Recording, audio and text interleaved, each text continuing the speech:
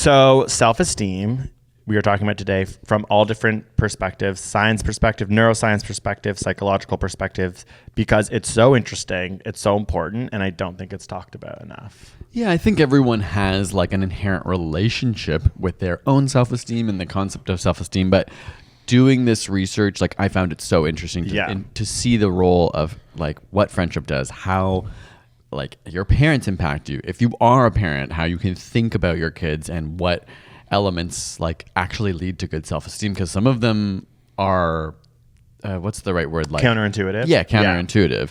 And then also just like how you grow up, the environment you're in. I thought it was like really fascinating to think about myself, my own environment. Of course, like everything, it's a spectrum, so we're not going to be landing on like you have good or bad self-esteem, but I think it will be very interesting to talk about and hear your perspective. Okay, so self-esteem is how we value and perceive ourselves. So self-concept is what we think about ourselves, which is separate. Self-esteem is whether, based on our self-concept, how we think about ourselves, we think it's a positive or negative evaluations of the self. So it's like, you can have a self-concept and be like, this is who I am. But then if you're judging that, either positive or negatively, that's your self-esteem, which I thought was really interesting. It's not just about who you are, it's about how you're judging yourself. Yeah, because your self-concept could be something that others might think is bad, but if you have good self-esteem, you're just like, well, I don't have a problem with this self-concept, exactly. right? Like it is ultimately what your projection of your own self-concept. Yeah, that's a great way to describe it. It's almost like you did research on this. There's two different forms of esteem. So the need for respect from others in the form of recognition, success, and admiration, and the need for self-respect in the form of self-love, self-confidence, skill, or aptitude. That one is way scarier to me. Which one? What? The second? The self-love? Self one, yeah. Like I understand self-esteem is inherently self, but it makes so much more sense to be like, okay, I feel bad when other people judge me, right? Like that seems so normal and so human for people to have their self-esteem waver if people are being mean to them or saying like judgments about them. But it's the opposite. It's also the other way around, which is like also needing people to say good things in order to feel good. That's kind of hard. Oh, of course. Yeah, you're right. there's a darker element is what? To talk about, like, do I judge myself? Like, am I... Yeah. And maybe this is just for me, like, it's easier to say, like, well, other people are hurting my feelings or I value their judgments, but there's a darker thing that's like, am I, like, judging myself so harshly that's why I have low self-esteem, for example. There's another thing I think which is helpful, which is that self-esteem can be broken up into different sort of almost like timelines. So there's chronic self-esteem, which is just like the way you feel about yourself at all times. Fluctuating self-esteem, which can obviously change at different times.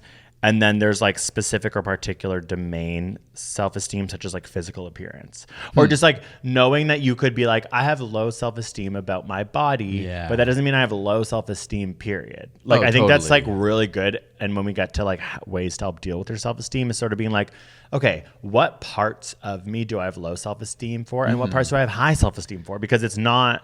Yeah, that's chronic self-esteem is like, obviously those all add up to a specific feeling about yourself, but it is cool to know like, oh, this situation gives me low self-esteem. This situation gives me high self-esteem. Which one should I maybe do more? Yeah, and it's almost self-fulfilling when you tell yourself you have low self-esteem, and I think it is very helpful, as you're saying, to break it down and be able to say, okay, I have low self-esteem about my sociability in public. And then it's easy to take that and be like, because, oh, damn, I have low self-esteem. Like, I'm just not good at things, whatever. But to actually step back and go, you know what, it is just in that area. I'm actually really smart in math. And I have high self-esteem at the gym. Like, and I think a lot of people can relate to feeling like they have low and high self-esteem in different places once you start to think about it. So that's what these studies helped me realize was like, wait, this isn't just like a finite thing, which people talk about. They go, oh, they have low self-esteem. It's like, no, maybe they have low self-esteem about one thing that you're triggered and bringing up, but they have high self-esteem in other ways. I think it's just like a nice thing to remember. We all have low and high self-esteem around different things. I mean, speaking of, do you have low or high self-esteem? Okay, well, if you had to average it out. Even though we just said it's always in different domains. If I had to average it out, I do think I have high self-esteem, but that was also maybe because of me reading all these things and then being like, I guess I relate more to that, because I think obviously everyone feels like they have low self-esteem. I think walking around life thinking you have high self-esteem is rare. Yeah, like even people who have high self-esteem obviously have times when they feel bad about themselves. Yeah, or feel and like I honestly was failures. only choosing high because I was reading all these articles and being like, well, I don't suffer from those, and those are what they're saying is low. Sorry, I do some, but like I think without reading all this research, I would have said mid to low. But now I think You would have said mid to low. Well, yeah. To me, you have very high self-esteem. Well, no, but I think that's also because you were reading these things. To me, you also have high self-esteem. Really? Yes, but they're different way. Okay, we need to get into the information because I feel like we're just like being vague. Okay. Because it's not like there's such thing as having low and high. It's all Okay, well, you start then because I know you've been talking more, but my stuff more has to do with like the relationships between different groups of people and how that impacts your self-esteem. Okay. Unless you want me to jump into that first. Yeah, no, Like jump into I that. can start I with have the study. so much stuff Okay. that I'm like. Well, then I'll start with friendships. Yeah. Because there's a lot of information on parents and that relationship, which is obviously a huge one. But I came across a new study that was about friendships and self-esteem and thought it was interesting. Okay. So the question is, does having close friends boost your self-esteem, or does having high self-esteem influence the quality of your friendships? So like, are people who have high self-esteem just like lucky because then they make more friends? Or chicken or the egg? Yeah. That's what this study was a meta-analysis on over 2 decades of research, 47,000 people all over the world. Places like US, Germany, Canada, Australia, like not, maybe not everywhere in the world, but they just I'm naming only white countries. The Western white ass world. No, there may have been others. I just wrote down a couple. Okay. The results. So positive social relationships, social support, and social acceptance help shape the development of self-esteem in people over your entire lifetime. Okay. So there is some studies that show like certain age groups are so important, but this is saying it fluctuates all over, and it like up until you're 76 in this study, like you can change your self-esteem. Whoa. They found high self-esteem leads to stronger relationships, Okay. but actually also the other way around. So it's So having more social relationships gives you higher self-esteem. And they realized it's literally a feedback loop. Yeah. So if you put effort into making friends and maintaining relationships, it will make you more have higher self-esteem, and people with high self-esteem are more likely to go and like solidify relationships like that. Cool. Now the negative side of that is it can also lead to a downward spiral. Right? Like if you have low self-esteem, you're likely to like those relationships might fall apart. Some relationships in your life may not be maintained. That reflects back on your self-esteem. It lowers, which just can self-perpetuate the problem. Wow. Gotcha. So like they go hand in hand. But to me, the takeaway is like, sometimes you just got to do things like you may, if you're having low self-esteem or you feel lonely and these kind of things, like there's like work you can do. Yeah. And it may not feel good right away. I think it reminds me of the gym, right? Like, but it's kind of like you may not feel like if you're in a downward spiral, it may feel like I don't want to hang out with people because I feel shitty about it. Like I have low self-esteem. I don't like being around people. I don't feel good. But knowing that working on those relationships will eventually reflect back on you, which will make you better at maintaining those relationships and growing them. Sometimes it's just useful to know you just got to do it and eventually it'll feel good. Yeah. It kind of reminds me of exercise. Like at first it is like, but it's like actually making feels friends. worse. Yeah. The exercise Making friends here, is so hard though. Totally. That's why at least start with the relationships you have. Yeah. And maybe put yourself out there. But it's interesting to know friendships impact self-esteem. Yeah. Wow.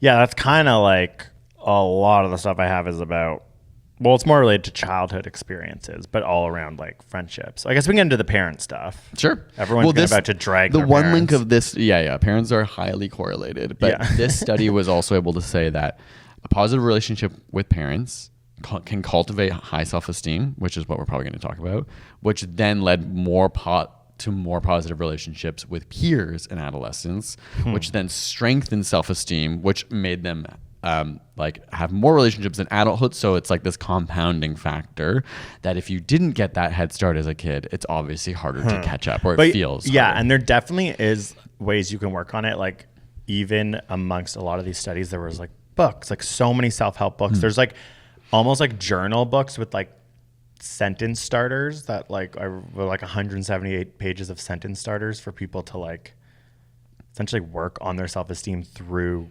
cognitive behavioral therapy through a book. So it is like, okay, like it is very psychologically something you can work on. Like to get to the neuroscience, the only study I could find was just that like It was found that self-esteem is related to connectivity in the frontostriatal circuit. The frontostriatal pathway connects to the medial prefrontal cortex, which deals with like self-knowledge. It also connects to another part that deals with like motivation and reward. And when there were more connections between these, it correlated to people on surveys saying they had higher self-esteem. But we all know that like there's plasticity in the brain. So again, it's like just because there's a neurological aspect, they aren't saying it's like fully genetic or anything. A lot of this science is coming down to like almost like environmental factors like that impact. There was not much like self-esteem genetics information. So it's like, okay, this is all, it makes it more complicated in many ways, but it does in many ways make you be like this is something I could work on. Yeah, although the only caveat I'll throw out there is like there obviously is genetics when it comes to certain conditions, whether that be like depression, anxiety, OCD, and some of those conditions are linked to low self-esteem. But self-esteem, you're right, isn't this category, like we don't diagnose self-esteem. Yeah, exactly. That's why it's so interesting and why I was like, we need to talk about this because it's like everyone feels it and talks about it. Everyone feels it and like has judgments on it, but no one really talks about it. And it reminds me of our envy episode because it is like this kind of deeper baseline emotion that everyone deals with. Yeah, and then like hides.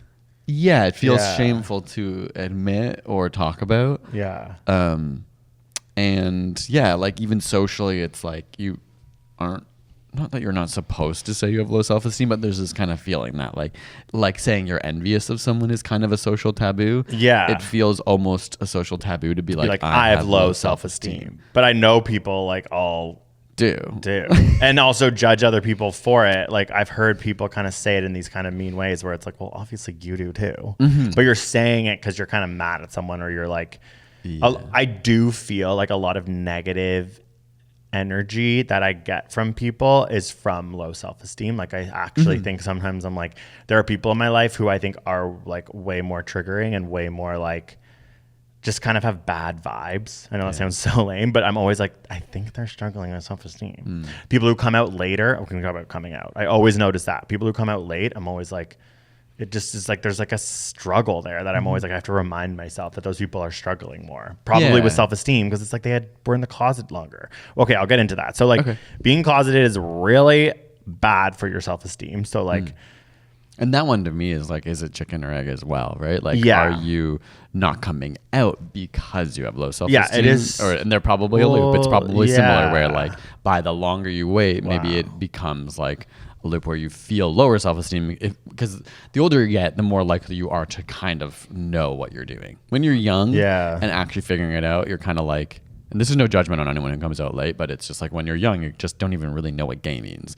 And then, or queer or whatever you end up being. And there's like this certain point where you know, but you're still hiding it. Yeah. And that for me was when I was like 17, 18. I was like, okay, like I don't think I'm gay, but like I'm bi, like I like guys. And then I could only live with that for like maybe like a year and a half. And then I finally came out when I met you. But other people might, I assume, have that similar cognition around that age. Maybe it's later, but then might deal with it for like a decade where they know like cognitively, intellectually that they're gay, but aren't admitting it to themselves or others. But what's your point? That the longer you live with that, it makes sense that you would like judge yourself for that potentially. Yeah, gotcha. I see what you're saying. And that's, would lead to because it's painful. It's painful to know something to be true and not. That's what I mean. When you're young, you kind of like don't really know. Like some people know. Some people say they know since they were 3, but I actually didn't really know until I was. You are probably just talking about your own experience. Yeah, people that's fair. And some people probably don't know till they're 40, and then they're suddenly like, oh, I think I may be gay. And because like acceptance is more clear now, young people might just be like, I knew when I was really young because everyone was talking to me about it, and then I came out really young, or still held on to the pain for as long. But okay, let's start with parents before we get to the closeted thing because they're linked. But one study found that childhood experiences that contribute to healthy self-esteem, so like ding ding if you're a parent that does this, is like when you're a kid who feels like you're listened to, you're spoken to respectfully, you receive appropriate attention and affection, and having accomplishments recognized, and mistakes or failures acknowledged and accepted. Say that last part again. Mistakes and they're acknowledged and accepted. Okay, it's like you're allowed to make mistakes. Yeah, you're like, we're gonna say when it's a mistake. I think a lot of people's like parents are probably like, oh, they made a mistake, I'm going to ignore it. Yeah, or reprimand them, and then it's like, no, they're like, you acknowledge those mistakes are happening, and that's fine. And then it's like if you're a parent doing all that, slay. Experiences that contribute to low self-esteem: being harshly criticized, being physically, sexually, or emotionally abused, being ignored, ridiculed, or teased, or being expected to be perfect all the time. So it's like, those are, obviously don't sound like, those just sound like good and bad parenting, but obviously, like, everyone's gonna, I think, have a version of all of those. Yeah, again, it's a spectrum. One thing I found interesting, like mine tracks with yours, another study I found was just like children develop higher self-esteem when they have warmth from their parents, like when they feel like connected and loved. Yeah. And like you said, like they're acknowledged, their achievements are acknowledged, but it said children may develop low self-esteem when they're like given too much praise. Yeah. When they're inflated so much, it like says it gives a sense of grandiosity, but then they also worried about falling short of those standards set from them. So like, and of course, this is the most annoying thing to hear as a parent when you're like, okay, like there's literally a Goldilocks amount, like not too much, not too little. Like, how do you find a balance? Tell, like, not to judge parents, but like, I'm around them all now because everyone's having kids, and you can tell when someone's inflating their kid's ego versus acknowledging them in an appropriate way. Like, I know that people are like, it's a Goldilocks and it's a hard answer, but like, I think a lot of people out there can understand when is the appropriate time to praise and when is the appropriate time to be like, oh, good job. Fair. Like, what's an actual achievement? Well, it's just hard. But like, I also, it's every single parent. Like, I noticed in a couple, there's one that's like it was happening the other day where they're like, oh yeah, our kid said their first word when they were like 2, and the other parent's like, that was gibberish. Like, it's like, that is like what I notice happens a lot. There's the parent who's like, my kid's a genius. Then there's the other parent that's like, that's called baby talk. They've not said a word. Like, I've seen that happen with all couples, and that's cute because it's like, there's a balance. It's a net Goldilocks. Yeah.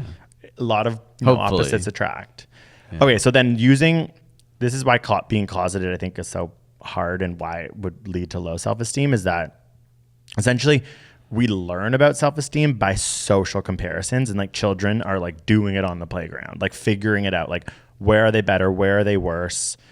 It's like the positive and negative feelings about themselves are like happening in puberty when they're looking around at people make almost like relationships, close friends, sexual relationships. Like, you're just kind of constantly being like, okay, where do I fall? What's going on?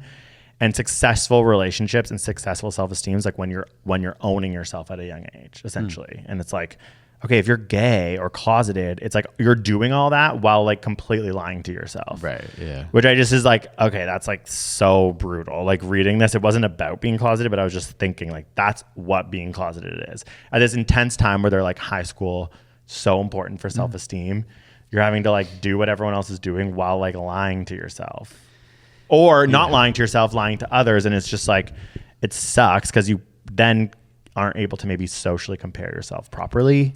I don't know. Yeah, no, that makes sense. And this might be my own perspective as somebody who, was closeted to a certain age. And I think, at least for millennial gays, I think this is sort of relatable.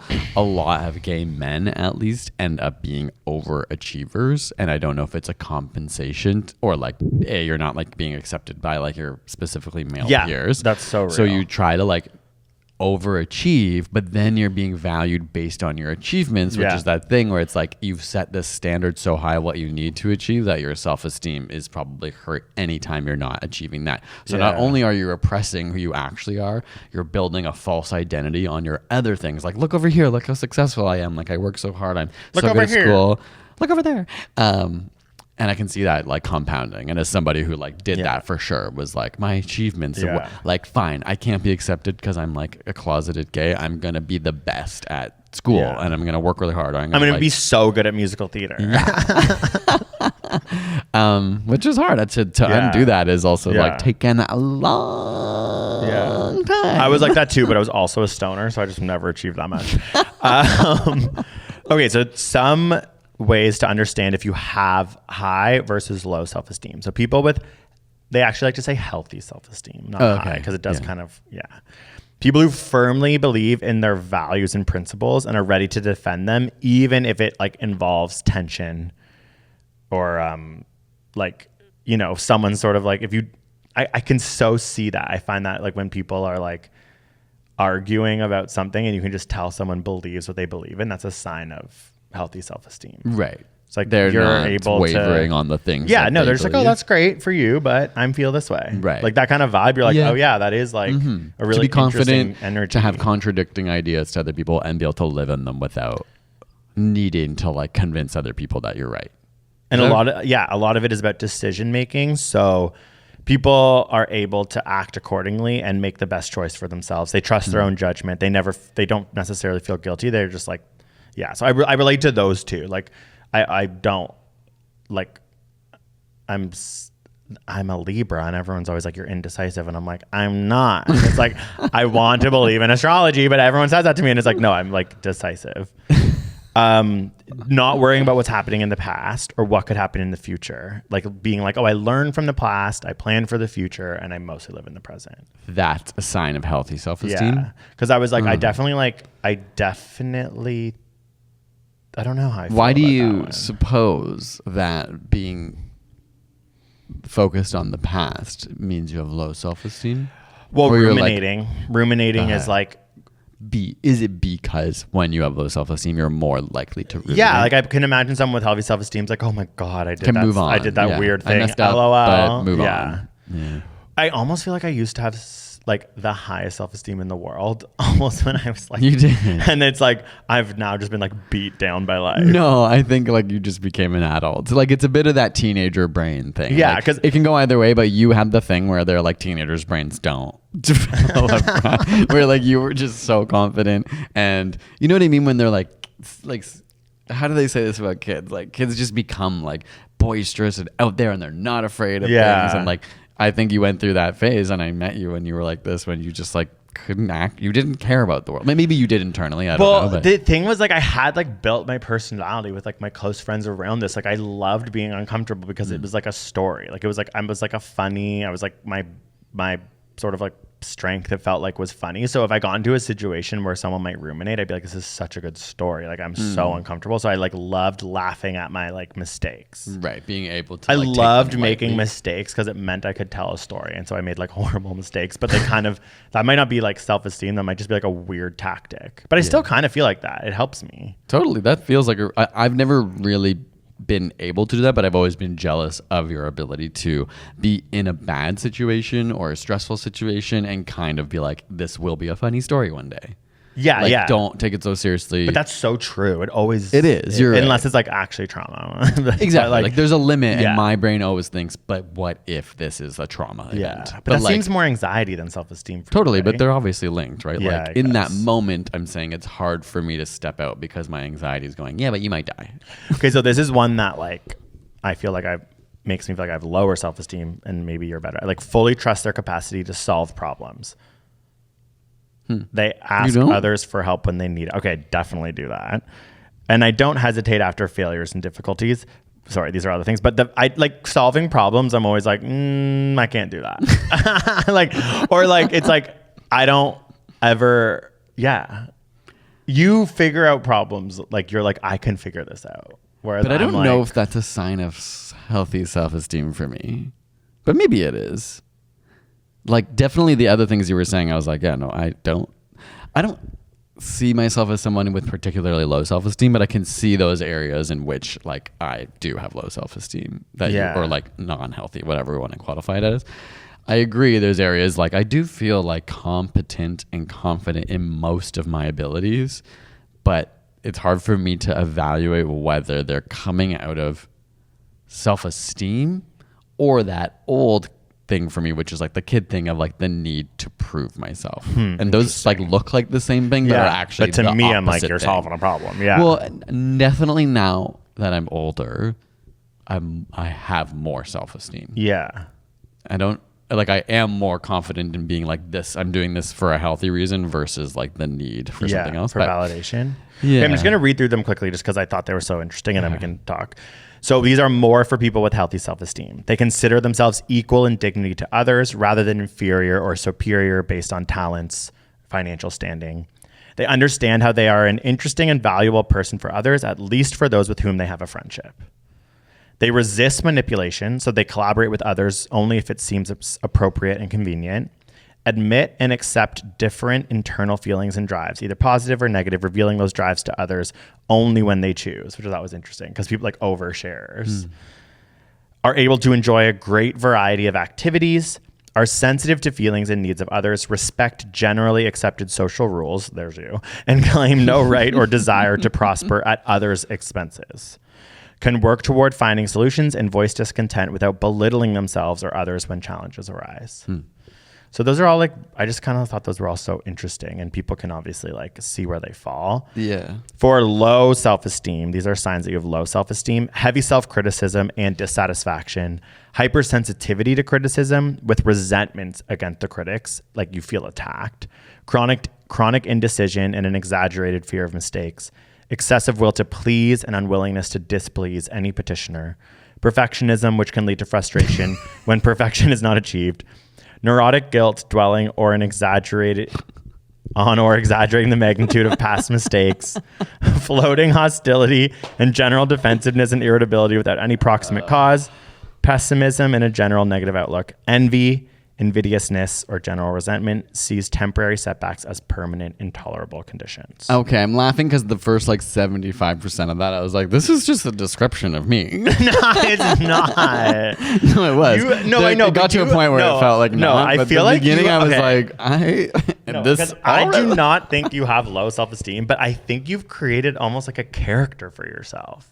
Like, because I see you, I'm like, you are not ruminating on like the things that I think give people low self-esteem in the way that I think a lot of people are. Or sorry. But go through those first couple. Okay, I know they're you, but okay, heavy self-criticism is hypersensitivity criticism. Yes, done. Perfectionism, which can lead to frustration, excessive will to please, like literally not breaking rules. Neurotic guilt. Okay, but I'm just saying, if I think of like all like close friends, like people I know, if I line all our friends up, I just think you fall in the middle of self-esteem in general. Just like if someone were to ask me, I'd be like, you're in the middle to the top.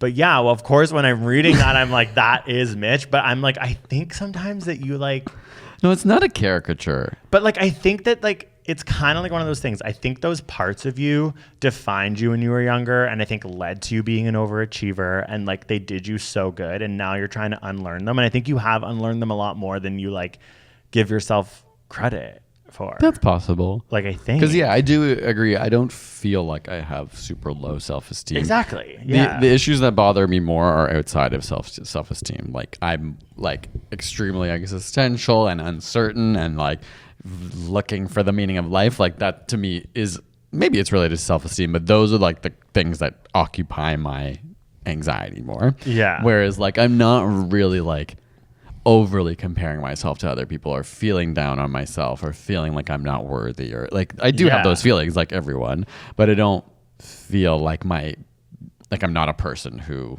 does that. So I would agree that I'd be like in the middle of the friend That's group. what I was saying. Like before I did this research, I was kind of like, oh yeah, I'd be in the middle for self-esteem. But then when I was reading those things, I was like, okay, I relate a lot more to the high. Yeah. And I like, when I was doing the studies, I started the beginning of the podcast being like, okay, I think I have high self-esteem because these studies are telling me that. Yeah. But that doesn't mean that I actually think that. You know what I mean? And I think that there's really interesting research about narcissism and like how the people who think they have high self-esteem could also just have narcissistic personality disorders. True. That's probably like the extreme end of it, right? Like that was even linked to being overpraised as a child. Like sometimes it could like, and low self-esteem and narcissism are like run together, I think. Yeah, that is interesting. I would have thought that they wouldn't, but I guess it would be like kind of overcompensating things. Yeah. But in even consumerism, like there was a lot of stuff I read about consumption. Like I'm more of a consumer than you.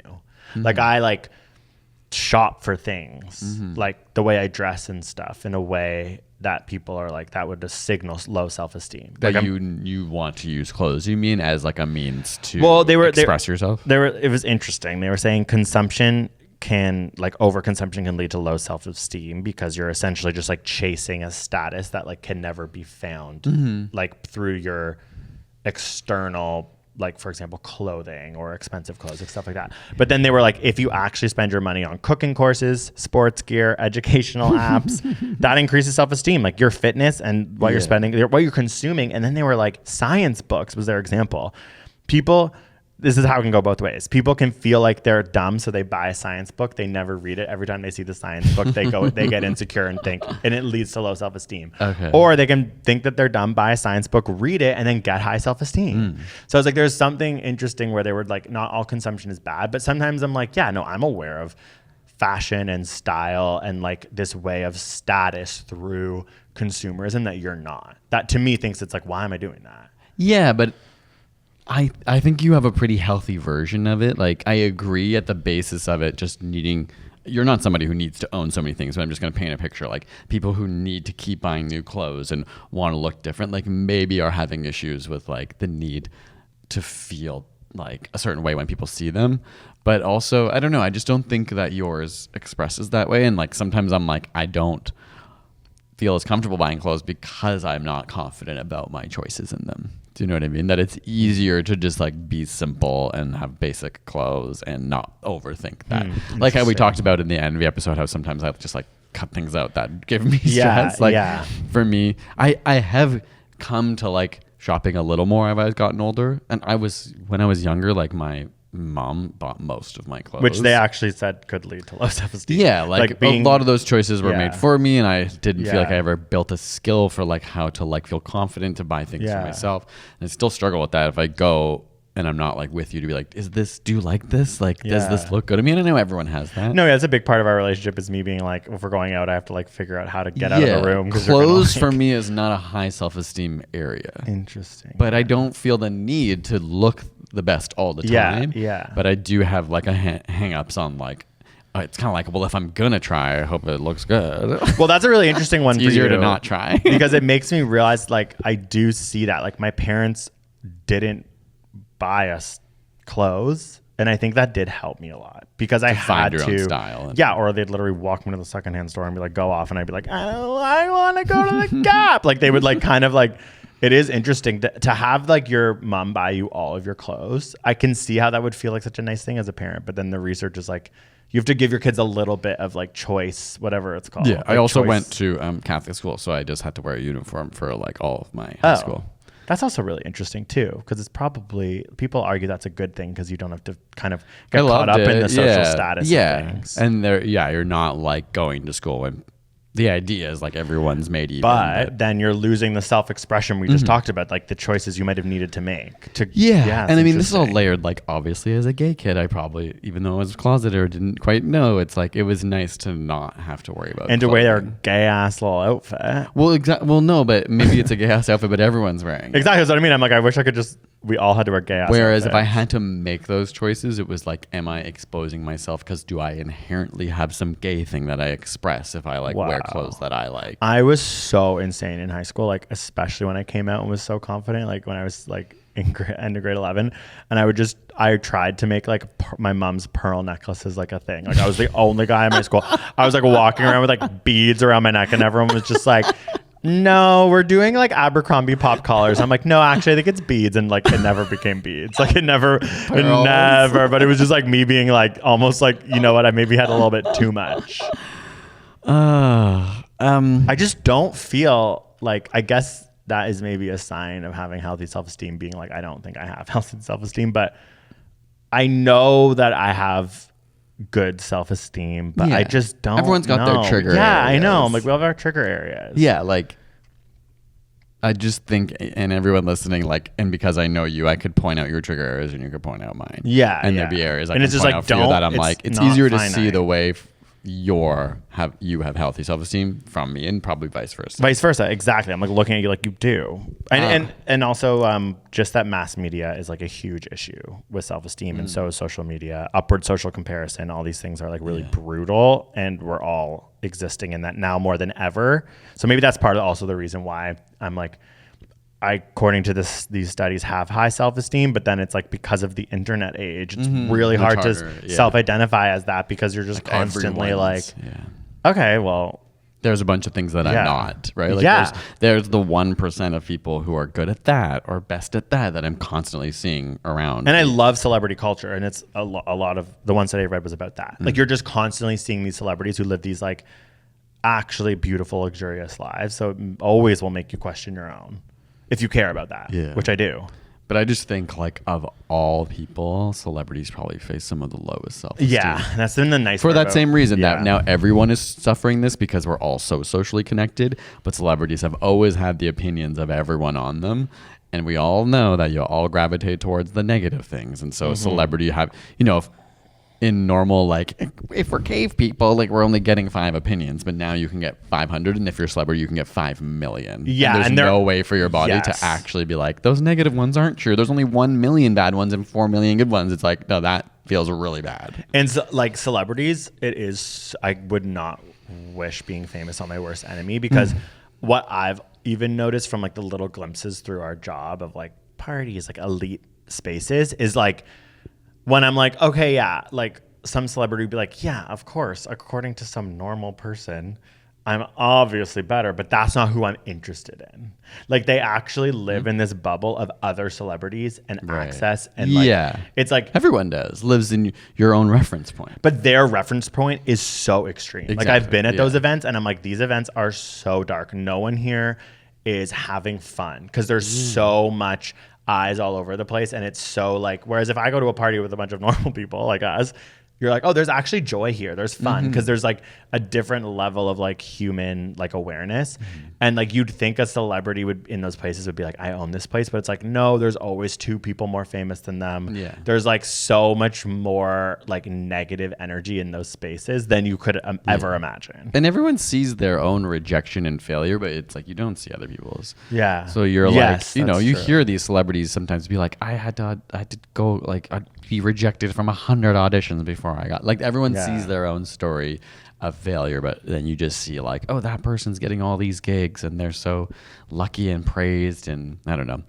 I wanted to go back to parents and what you can do to foster self-esteem in your children. And one thing is called a growth mindset. It is very important, and that is like praising your kids for their effort instead of their ability. Oh, so smart. Yeah, like you're basically trying to teach them that failure isn't harmful, but like it teaches you how to grow and learn. And so like, if you tried really hard, that is actually worth being really praised for. Oh my God, we're so boomers raised us, and that's so not boomer. No, but you know what? Boomers so outcome oriented. You're right. Like, their parents were like literally like, you know. Yeah, exactly. It's like intense. But it's interesting because you hear people, like, I can see this resonating with the idea of people being like, oh, but we can't give all these kids like participation trophies and stuff like that. There's been this kind of backlash against like every kid gets an award, whatever. But I feel like this actually is somewhat related to that, where it's like, but it's healthy to encourage people to try. We're not trying to tell them that everyone's going to become an NBA superstar. But like, if you tried really hard and worked hard at playing basketball in gym, you should be not necessarily given an award. I'm not saying that, but like, I still think it's healthy to be like, that good for you. You tried really hard. Also, it's like, but also being realistic about like, you weren't that good at it, but you did actually try really hard. Also, whoever like is those people, I'm like, sorry, but you're dumb. Because it's like the people, like, a lot of this is like backlash to, again, I'm biased because I like have a teaching degree and I went and learned at like a teacher's college, but like people are doing studies on this stuff, literally linked to self-esteem, linked to kids' growth. Like a school setting, a high school setting, a curriculum setting, like for in a place like Toronto, the public system, that's been studied. If all of a sudden kids are getting less homework, you know, there's a reason. If all of a sudden like kids are like not failing and they just pass, it's like, there's a reason. These are not just like arbitrary decisions. They're decisions made truly through psychological studies and research about what is best for the most kids. So it's like funny whenever I hear people angry about the new aspects of an education system, I'm like, they're ignorant to what research is saying. Because that's exactly what you're saying from that article is that, do you want a kid with good self-esteem, or do you want like a psycho kid who can swim really fast in the Olympics and hates themselves? It's like people are probably like, oh, I want a psycho kid who swims really fast. It's like, okay, well then you're actually messed, because you should probably want your kid to have high self-esteem. Well adjusted. Which I do think is a really interesting part of parenting that I can imagine is so hard. And like, I really want to be a parent, and I can imagine how it might think about it every day, which is like, I want my kid to be a well-rounded kid, but then there's all these other pressures of like, what does the kid reflect on me? And like, you just see so many parents getting so caught up in their kid's success, and you're like, from afar, as just like a gay guy, double income, no kid, a dink, I'm just like, you're acting crazy. But then I'm like, I'm not a parent. I bet when you're in it, you just get shrouded in competition, but it's to me always about the parent more than the kid. Yeah, totally. Like hockey parent always vibes. it's about the parent. And so otherwise you can tell when it's healthy and it's led by the kid, because they're actually like, I really want that thing. And it's not becoming like as a way to just please their parents or whatever. Yeah, it's hard because, what was I going to say? Self-esteem is so complicated. Everything's so hard. Everything is so hard. Because even then I think of like parents and the use of screens, and I don't know. I just like, there's so much pressure on doing everything perfectly right, or you're going to mess up your kid forever on either side of the spectrum. Like the fear of being too easy on them or not pushing them. Like, what if I didn't push my kid hard enough and they become like, there's always these fears. Maybe they're totally unfounded, but I think. And there are jokes like, you just mess your kid. Like, I like, parents make this joke all the time. Like, I'm just messing up my kid in like a new, unique way. Totally. Because like now there's all these new parenting styles, and they're like, we're gonna grow up, and everyone's gonna be like, you did that. Yeah, all our kids are just gonna resent us for different things. Yeah, but I do think it's like net positive though. I do think new parenting styles, when I learn about them, I'm like, I can see how that's going to be helping the kid more than what we had, and like I think that like our kids will be better parents. Like, it's all through this type of research that we were reading, where people are like understanding. People didn't even know what self-esteem was that long ago, let alone how to like deal with it. Yeah. So I do think it's a net positive over time based on science and research. Me too. But then also maybe a net negative because we're facing like the biggest crisis. Like through the internet? This kind of exposure to so many other people and their thoughts, not only about us, but like then just about how everyone looks and what you should look like and how to look beautiful and how to be smart. And like there's a bigger pressure than ever before. So I don't know. Yeah, self-esteem is really fascinating. Yeah, I still can't land on. I guess it's just a spectrum. I keep thinking about myself, and I'm just like, I don't know what I am. What do you actually think that you are? Like, if you were on a scale, like middle, high. Like middle seems such a cop out to say. But no, I think you're middle. Okay. Yeah. And I think you're high. Do you think you're high? Like, intellectually, I think I'm high, but like deep down, I'm like you think there's other like hidden insecurities. I just feel like there's like a lot of like things that like motivate me in the day that I'm like, that was not high self-esteem motivated. But then I'm like, but they're actually I guess high. It just seems like a lame thing to say. Well, but it's based on this research. I think that more than what I actually felt before I did the research. And also, we are getting older. Like, I think it becomes easier as you age. And you hear like people in their 70s being like, I don't get why I cared about. Like, you learn to just be like, screw the world. I'm just going to do whatever I want. You know what? I think I do have high self-esteem. And I think my issue is that I feel like I have lower self-esteem now than I did in the recent past. And I think it's because I really want a kid and I really want a change in lifestyle, and it isn't coming as easily as I thought. And it's leading to like thinking of static, like up and down low self-esteem. I think I'm in a low self-esteem part of my life because like everything like that I want right now, I like can't really have. Yeah, like I don't have a womb. I don't like I can imagine like people with infertility issues go through low self-esteem. It feels like that's where I'm at. I think that's my answer. It's like, I actually know I have high self-esteem. Definitely. If you asked me even 3 or 4 years ago, I'd be like, baby, this is a really fun episode for me because I don't struggle. Like, I'm so fortunate, and I do believe that. And I think my parents have like, when I was reading about it, I'm like, okay, my parents slayed. They probably were like reading some of this stuff, except for the teasing thing. They tease me, and it's like, we tease each other. And your parents validate you, like maybe too much, but they validated you more than my parents did. No way. Like, my parents were worried about me becoming an annoying, bragging piece of shit. But anyways, in general, yes, sorry, I think I have high self-esteem, but I think I'm in a low self-esteem part of my life because of the challenges I want to have a kid. And I can't. And it's that makes sense. Yeah, that makes sense. Yeah. That I think is where that's like my true honesty. And those are the junctures when you have to face self-esteem, when you're like faced at a crossroads of like, am I quote unquote good enough for this? Or and my life, my life has turned out so much better than I ever could have imagined. But this is something I've always imagined for myself that isn't turning out. And so it's kind of like, okay, that's going to make me question my self-esteem because it feels like my self-esteem is actually like hanging on this thing, which if I've actually had good self-esteem, it shouldn't.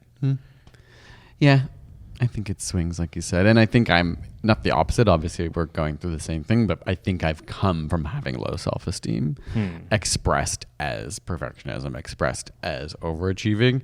And so I do feel like comparatively I have higher self-esteem now. Which helps because it feels like you're going like... It's a trajectory, yeah. But I mean, like, it took a lot of struggle, I think, to get it. And so there's still those deeper part of me that are like, oh, is that low self-esteem still like lingering and I've masked it? Or did I find a way to reach healthy self-esteem? That's why I'm like kind of unsure. Like in some ways I'm like, do I have low self-esteem? But I feel like I have pretty high self-esteem now. Yeah, I think so. But too. I can like think back to so many of the things that were obviously coming out of low and you self-esteem. just have like really funny manic tweaks. Tweaks? Sorry, like you have like personality traits that are just like are on that low list that I think you like. I can't even fathom them. That sometimes I'm like, he's making it up. Like sometimes I'm like.